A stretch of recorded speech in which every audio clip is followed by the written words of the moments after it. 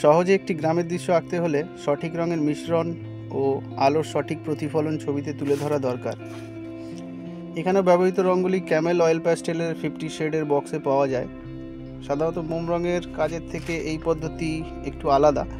ছবিতে মোট 22 রকম রঙের ব্যবহার করা হয়েছে, যেমন black, white, yellow ochre, light peach, deep peach, medium yellow, orange, brown, dark brown, light purple, deep purple, Prussian blue, sky blue, teal blue, light green, deep green, light olive green, deep olive green, light yellow, light pink, deep pink এবং ডিটেলিংয়ের জন্য 8 লাইনের 12B পেন্সিলের ব্যবহার করা হয়েছে। ছবিতে বিভিন্ন রঙের মিশ্রণ করতে হবে ও নির্দিষ্ট একটি অংশের রঙগুলি রিলেটিভ বা সমগোত্রীয় হওয়া উচিত। যেমন ব্যাকগ্রাউন্ডের গাছগুলিতে মোট 11টি রঙের ব্যবহার রয়েছে, যেমন ইয়েলো, লাইট গ্রিন, মিডিয়াম ও deep green, teal green, olive green, deep olive, sky blue, deep blue, black ইত্যাদি।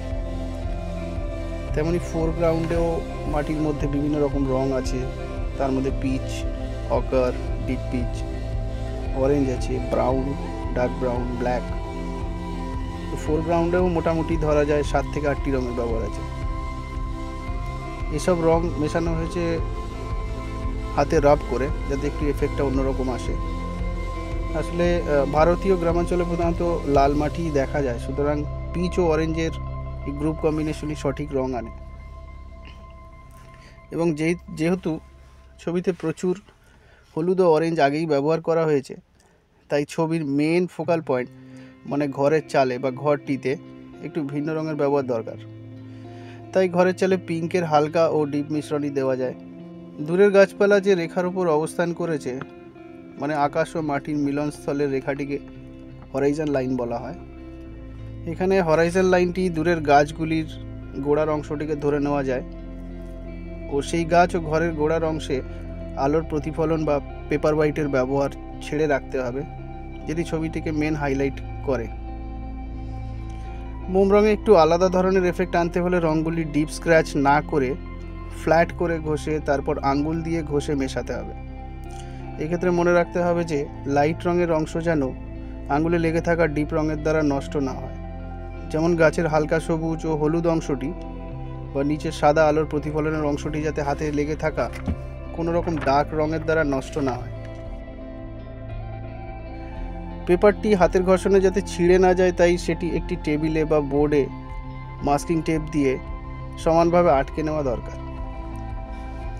ছবিতে পাঁচিলের অংশটির উপরের হালকা পিচ ও সাইডে ছায়ার অংশটিতে ডিপ রং ব্যবহার করা হয়েছে, যেমন কালো, ব্রাউন, অরেঞ্জ। ও পাঁচিলের ওপরের অংশটি আলোকিত দেখানোর জন্য পাঁচিলের ওই পারে কিছু ডিপ রঙের ব্যবহার করা হয়েছে এবং সেখানে সবুজ আছে, কিন্তু ডিপ অলিভ সবুজ।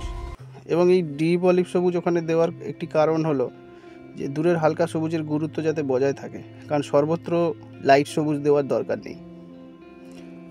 ছবিতে প্রতিটি রং এমনভাবে অ্যাপ্লাই করতে হবে যাতে অবস্থানগত কারণে রঙগুলি একে অপরকে হাইলাইট করে।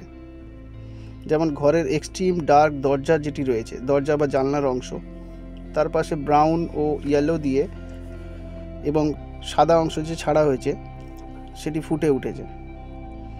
পাঁচিলের দুদিকে গাঢ় রঙের ব্যবহার পাঁচিলের উপরের হালকা আলোকিত অংশকে ফুটিয়ে তুলেছে। এগুলোই মেনটেন করার বিষয়। ছবিতে আরেকটি খুব গুরুত্বপূর্ণ বিষয় হলো পার্সপেক্টিভ।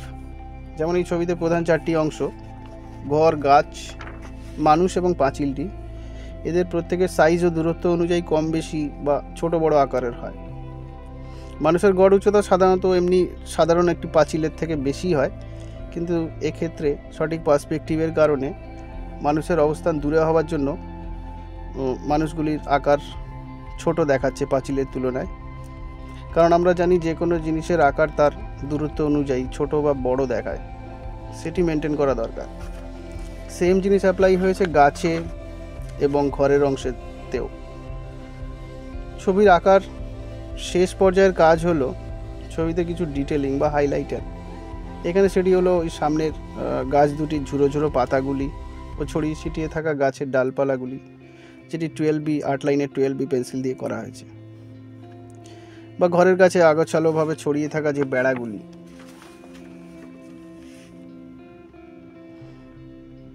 ছবির চারপাশে প্রচুর সাদা অংশ এলোমেলোভাবে ছাড়া হয়েছে, তারও একটা গুরুত্ব আছে। যেমন ছবির চারদিকে সাদা অংশ ছবিটিকে সামগ্রিকভাবে উজ্জ্বল করে তুলেছে। এবং এই ছবির মেন ইউএসপি বা প্রধান অংশ যেটা বলা যায়, যেটি অন্যান্য প্যাটার্নের থেকে এটাকে আলাদা করে, সেটা হচ্ছে হাত দিয়ে রাব করে একটু ওয়াটার কালারের মতো এফেক্ট আনা। পরিষ্কার আঙুল যাতে পরিষ্কার থাকে এবং প্রত্যেকটি অংশে আমরা হাতের 2, 4 বা 5টা আঙুলও ইউজ করতে পারি, 2 হাত মিলিয়ে।